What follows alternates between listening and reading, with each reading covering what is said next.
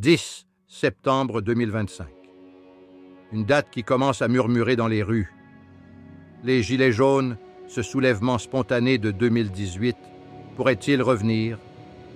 Aujourd'hui, plongeons dans une analyse complexe mêlant histoire, sociologie et une pincée d'ironie cinématographique. Réfléchissons aux révolutions, au rôle de la violence, à l'inertie politique et au coût humain de la survie. Accrochez-vous, ce n'est pas une simple histoire. Les rumeurs circulent. La pression économique, la hausse des coûts et un sentiment d'abandon alimentent les spéculations sur une nouvelle mobilisation le 10 septembre 2025. Les Gilets jaunes sont nés en 2018, avec la taxe sur le carburant. Mais leurs revendications ont grandi. Justice, dignité, une voix. L'histoire pourrait-elle se répéter? Examinons les hypothèses. Premièrement, le déclencheur économique. Une crise du coût de la vie frappant surtout les zones rurales et périurbaines, où la dépendance à la voiture et les bas salaires s'entrechoquent. Deuxièmement, un vide politique. Des décennies de griefs ignorés contre les élites. Troisièmement, une mémoire culturelle de résistance de la Révolution française au rond-point de 2018. Le sociologue François Dubay, dans La préférence pour l'inégalité, 2009, soutient que lorsque l'inégalité devient personnelle et imméritée, elle suscite une colère collective. Le soutien initial aux Gilets jaunes, plus de 70% dans les sondages fin 2018, montre que ce n'était pas un mouvement marginal. Mais 2025 verra-t-il un retour? La démission récente d'un général d'état-major, annoncée il y a quelques semaines, suggère un mécontentement interne. Pourtant, contrairement à 1789, où les gardes royaux ont rejoint le peuple, les forces de l'ordre restent loyales. Pourquoi? Peur des représailles, niveau de vie suffisant pour certains ou un fossé institutionnel? Nous y reviendrons. Les révolutions nous fascinent par leurs promesses de changement. Mais qu'est-ce qui les rend victorieuses? L'historien Eric Hobsbawm, dans The Age of Revolution, 1962, argue que les soulèvements réussis, comme la Révolution française, reposent souvent sur un mélange de violence et d'alliances stratégiques. En 1789, la prise de la Bastille n'était pas seulement du chaos, c'était un signal. Quand la garde suisse du roi et la police se sont ralliés aux masses, le pouvoir a basculé. La remarque de Voltaire, « Il est dangereux d'avoir raison dans des choses où des autorités établies ont tort », tirée de Lettres philosophiques, 1734, résonne. L'autorité s'effondre quand ses soutiens fléchissent.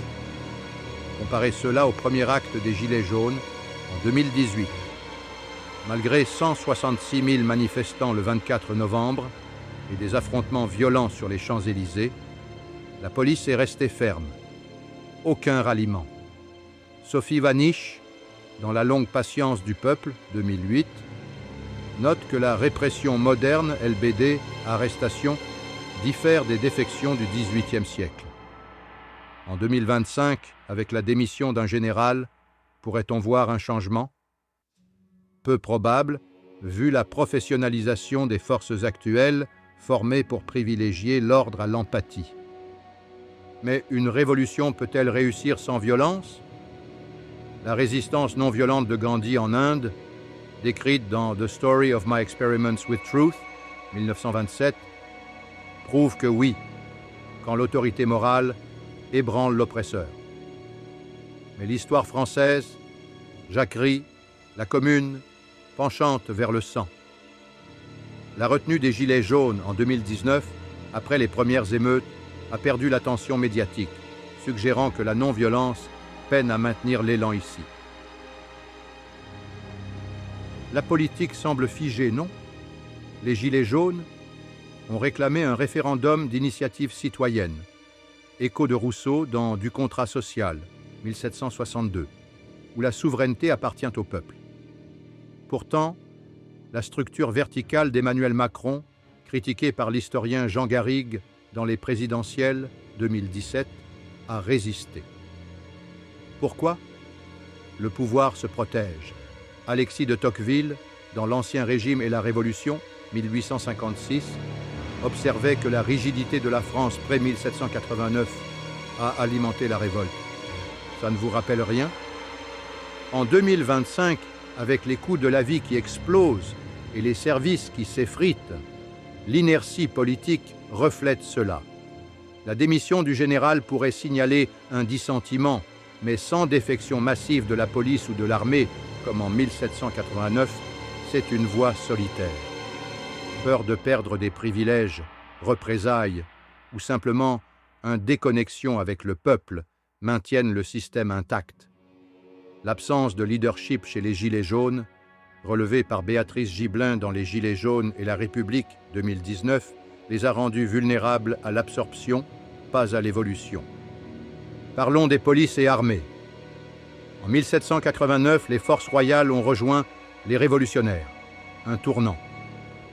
En 2018, malgré 1700 arrestations le 8 décembre, aucun tel basculement.